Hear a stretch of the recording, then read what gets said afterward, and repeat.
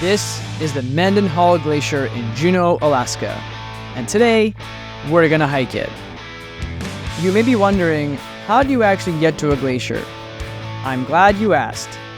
You can either hike from the base of the glacier all the way to the top, or you can take a helicopter, land on the glacial ice, and hike from there. We're all suited up, ready to go flying. We took the easy route, or so we thought.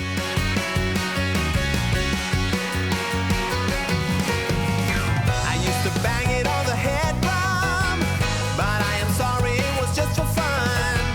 I used to play a little ping pong. I gotta tell you, it was just for fun. And here I go, catch you later. So very nice to meet your neighbor. What can I say? I'm underrated. 1, 2, 3, baby, can't you see? I used to party with the monkeys. What can I tell you? It was just for fun.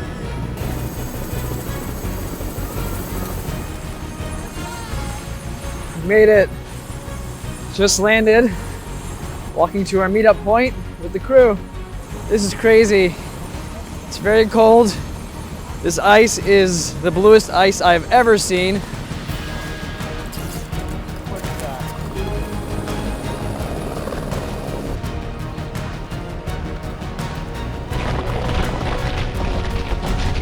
This was the first time I had seen or had to use an ice axe, and not gonna lie, it felt pretty cool to hold that thing in my hand. Pretty much right after we started hiking, we learned that climbing up and down a glacier was very different than walking up and down on land.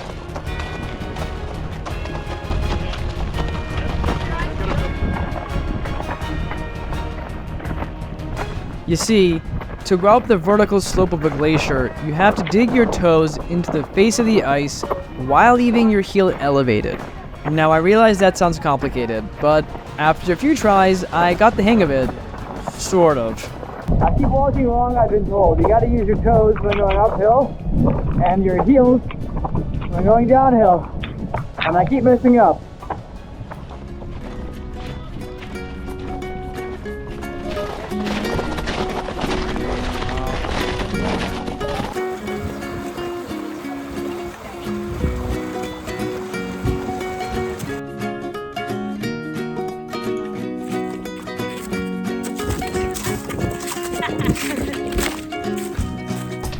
So far I've fallen one time.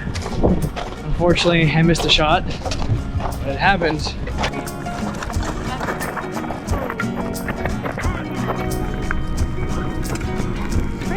Having my first sip of fresh glacier water. Wow, this is really cold. Actually, it's kind of good. Glacier.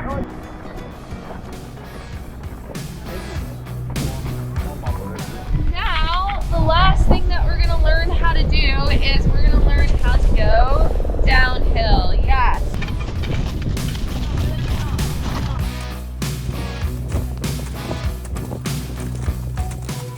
The difficulty is actually very similar to hiking on a mountain.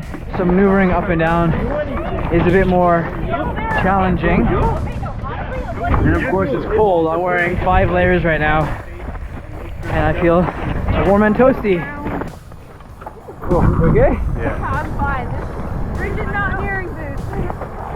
This is definitely one of the most fun, unique experiences I've ever had. I went into this tour honestly not knowing much about it. It said hiking on my leash.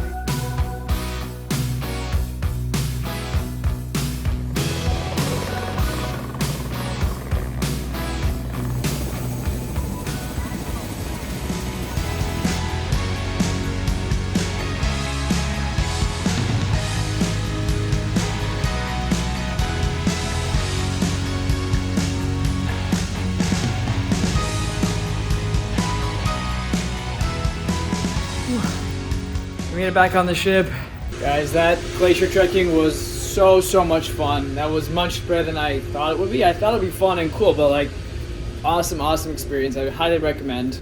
So tomorrow we are arriving in Ketchikan, Alaska. That's going to be our last port for this trip. And of course, I have new adventures planned for you, so stick around. I can't wait to show you what I have for tomorrow. Good morning from Ketchikan, Alaska. This is our last stop on our 7-night cruise along the Alaskan coastline. Today we're gonna go on a rainforest hike and do a few other special surprises I don't want to tell you about quite yet. Now my wheels in motion and my windows open with the wind blowing in my hair. I'm driving down the highway, gonna do this my way. I can feel it in the air. Here I go.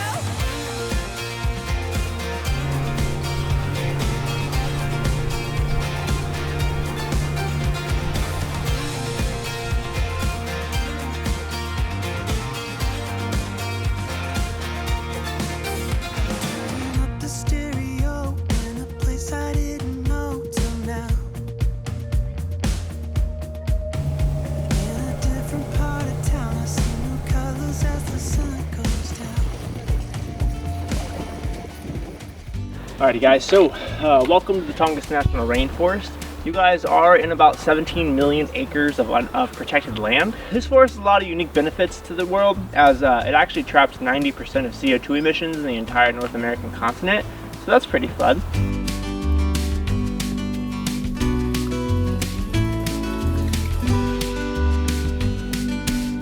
What is in my hand right here is the second largest gastropod in the world, but the largest gastropod in our forest. This little guy would be, in fact, the banana slug. There's a little hole right here on its right-hand side that actually has 3 uses for reproduction, breathing, and excretion. They do also have an anesthetic, making people's mouths go numb. I am gonna lick this slug here in about probably the next 7 to 10 seconds. I wanna say a few more things first.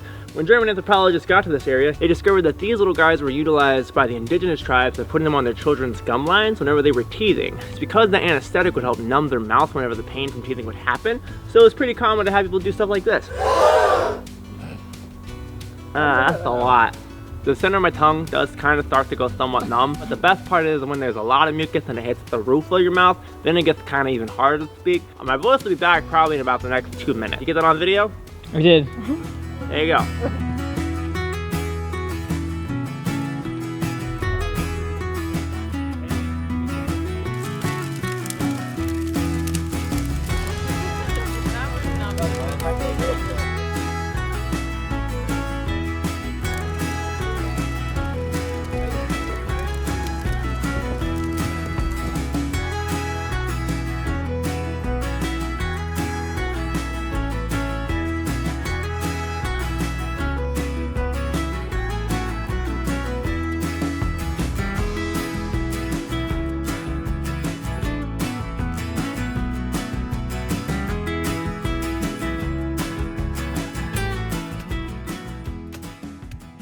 Just got to Creek Street here in Ketchikan.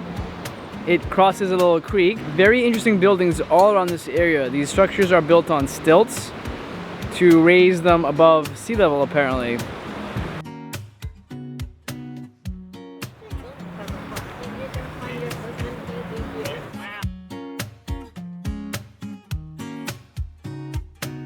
There isn't a whole lot to do here in downtown Ketchikan. It's clearly a big fishing town. Fish references everywhere, salmon references everywhere, and docked right across from the cruise ships are fleets of fishing boats.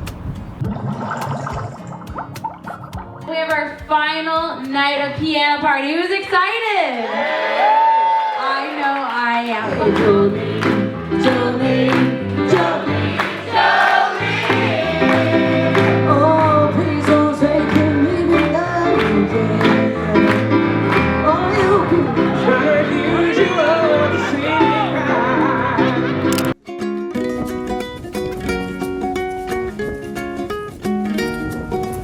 Made it.